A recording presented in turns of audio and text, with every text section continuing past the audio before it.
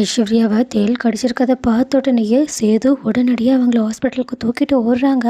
அங்கே ஹாஸ்பிட்டலில் ஐஸ்வர்யாவை சேர்த்ததுக்கப்புறமா டாக்டருமே அவங்கள செக் பண்ணி பார்த்துட்டு அவங்களுக்கான ஃபர்ஸ்ட் எய்ட் ட்ரீட்மெண்ட் எல்லாத்தையுமே கொடுத்துட்டு இப்போ வரைக்கும் அவங்க ரொம்ப சீரியஸான கண்டிஷனில் தான் இருக்காங்க.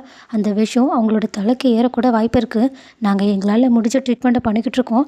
ஆனால் அவங்க பழைக்கிறது கொஞ்சம் கஷ்டம்தான். ஏன்னா அவங்க ரொம்ப சீரியஸாக இருக்காங்கன்னு சொல்லிட்டு அவங்க மறுபடியும் உள்ளே போயிட்டு ஐஸ்வர்யாவுக்கு ட்ரீட்மெண்ட் கொடுக்க இதை கேட்டு ஈஸ்வரியுமே ஐயோ ஐஸ்வர்யா உனக்கு இப்படி ஒரு நிலைமை ஆயிடுச்சேன்னு அவங்க கதறி கதறி அழுதுகிட்டு இருக்கா.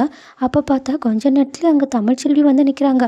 அதுவும் டாக்டர் கோட் போட்டுட்டு ஐஸ்வர்யா இருக்கிற ரூம்குள்ளே போக பார்க்க இதை பார்த்துட்டு ஈஸ்வரியும் ஏய் நீ இங்கே என்ன பண்ணுற, எதுக்காக ஐஸ்வர்யா அட்மிட் பண்ணியிருக்க ரூம்குள்ளே போய்கிட்டு இருக்க, நீ என்ன அவளை கொல்றதுக்காக வந்திருக்கியா, என்ன சொல்லிகிட்டு இருக்கீங்க, இங்கே பாருங்கள் நான் யாரையும் கொல்லணும்னு நினைக்க மாட்டேன், நான் ஒரு டாக்டர், நான் எல்லாரையும் காப்பாற்றணும் தான் நினைப்பேன், அதனால தான் இந்த டாக்டர் தொழிலுக்கே நான் வந்தேன். அப்புறம் நான் ஒன்றும் அவசியப்பட்டு உள்ளே போகல, என்னை டாக்டர் கால் பண்ணி கூப்பிட்டாங்க, அதனால தான் போயிருக்கேன். உள்ளே யார் இருக்காங்கன்னு கூட எனக்கு தெரியாது, ஆனால் இருக்கிறவங்கள காப்பாற்ற வேண்டியது என்னோட பொறுப்பு. நீ ஒன்றும் யாரையும் காப்பாற்ற தேவையில்லை. செது இவ இருந்தால் கண்டிப்பாக ஐஸ்வர்யாவை கொன்னாலும் கொண்டுடுவா, நீ உள்ளே போகவே கூடாது, போன அப்புறம் நான் உன்னை கொண்டுடுவேன் அப்படின்னு மிரட்ட கரெக்டாக இந்த சவுண்டை கேட்டுட்டு வெளியே வந்த சீஃப் டாக்டரும் நீங்கள் என்ன பண்ணிக்கிட்டு இருக்கீங்க, உள்ள அந்த பொண்ணு சீரியஸான கண்டிஷனில் இருந்துக்கிட்டு இருக்கா, அந்த பொண்ணுக்கு ட்ரீட்மெண்ட் கொடுக்கறதுக்காக தான் நான் எந்த பொண்ணையே வர சொன்னேன். டாக்டர் நீங்கள் நல்லா படித்து எத்தனை பேருக்கு வைத்தியம் பார்த்துருப்பீங்க, உங்களாலேயே ஐஸ்வர்யாவை காப்பாற்ற முடியுமான்னு தெரியலன்னு சொல்லிக்கிட்டு இருக்கீங்க. ஆனால் இவ இப்போ தான் படிச்சுக்கிட்டு இருக்கா, இவளுக்கு ஒன்றும் தெரியாது. முக்கியமாக இவளுக்கு ஐஸ்வர்யானா சுத்தமாக பிடிக்காது, இவ ஐஸ்வர்யாவை கொன்னாலும் கொன்னுடுவா. இதுக்கு மேலே இவ உள்ளே போகிறத என்னால் அனுமதிக்க முடியாது. நீங்கள் என்னங்க பேசிக்கிட்டு இருக்கீங்க, பர்சனல் விஷயத்தெல்லாம் டாக்டர் யாரும் தொழிலுக்குள்ளே கொண்டு வர மாட்டாங்க. எல்லாத்துக்கும் மேலே இந்த தேலுக்கு விஷயத்தை பற்றி என்னை விட இந்த பொண்ணுக்கு தான் ரொம்ப தெரியும். நீங்கள் என்ன டாக்டருக்கு படிச்சிங்களா, அப்படி இல்லைன்னா இவளோட புகழை பாடுறதுக்காக பாடிக்கிட்டு இருக்கீங்களா? இங்கே பாருங்கள், இந்த பொண்ணு தேல் விஷயத்தை போக்குறதுக்கான நிறைய தீசஸ் பண்ணியிருக்காங்க. அதை வச்சு பார்த்தா கண்டிப்பாக இந்த பொண்ணை எந்த வகையான தேள் கடிச்சிருக்கு, அந்த விஷம் எங்கே இருக்குது எப்படின்னு எல்லாமே இந்த பொண்ணுக்கு தெரிஞ்சிருக்க வாய்ப்பு இருக்குது.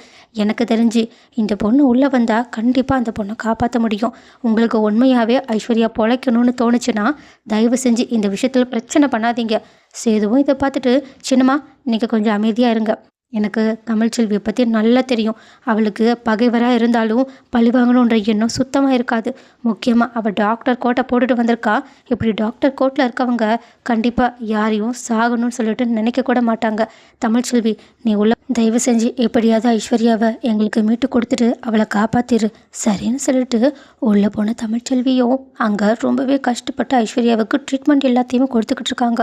ஆனால் ஈஸ்வரியும் கண்டிப்பாக அவள் ஐஸ்வர்யாவை ஏதாவது பண்ணிடுவா, ஐஸ்வர்யாவுக்கு மட்டும் ஏதாவது ஆச்சு நான் அந்த தமிழ்ச்செல்வியை உயிரோடையே விட மாட்டேன் அப்படின்னு கத்திக்கிட்டே இருக்கா. சேதுவும் சின்னம்மா நீங்கள் கொஞ்சம் அமைதியாக இருக்கீங்களா இல்லையா, கண்டிப்பாக தமிழ்ச்செல்வி ஐஸ்வர்யாவை பழைக்க வச்சிருவா, எனக்கு தமிழ்ச்செல்வி மேலே நம்பிக்கை இருக்குது. அப்போ கரெக்டாக வெளியே வந்த தமிழ்ச்செல்வியும் இந்த வார்த்தையை கேட்டுட்டு எதுக்கோ என்னை நம்பணும்னு ஆசைப்பட்டேன், ஆனால் போயும் இதுக்கு என்னை நம்பிக்கிட்டு இருக்காங்க, என்ன பண்ணுறது, என்னோட தலைவிதி அவ்வளோதான் நினைக்கிறேன்னு சொல்லிட்டு அவங்க நினச்சாலும் வெளியே இங்கே பாருங்கள் ஐஸ்வர்யா இப்போது ஆபத்தான கட்டத்துலேருந்து தாண்டிட்டாங்க.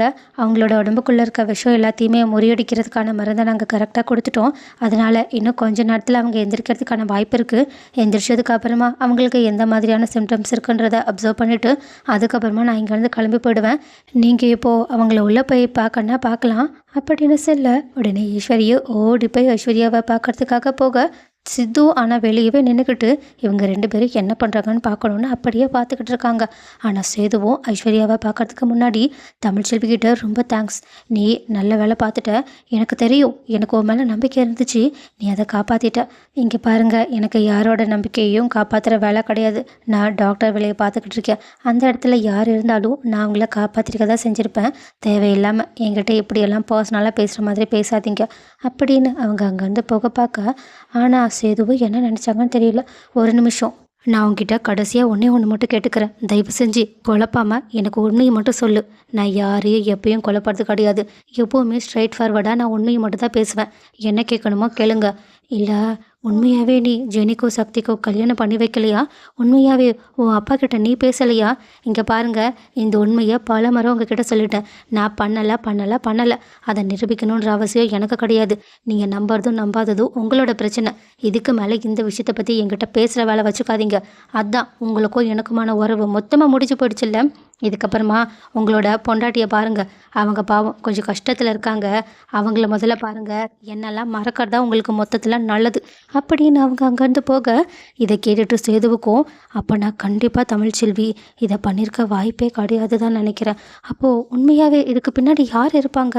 தமிழ்ச்செல்விக்கு இப்படி ஒரு நிலைமை வர்றதுக்கு காரணம் யாராக இருப்பாங்க? நம்ம வீட்டில் இருக்கவங்களா இருப்பாங்களோ? இதெல்லாம் எப்படி நடந்திருக்கும்? இந்த உண்மையை நான் கண்டுபிடிக்காம விட போகிறதில்லன்னு இப்போ தான் சேது இந்த உண்மையை தேடவே முயற்சி பண்ண போகிறாங்க. ஸோ அடுத்து இந்த உண்மைகள் எப்படி தான் வெளியே வரப்போகுதுன்றத பொறுத்திருந்து பார்க்கலாம்.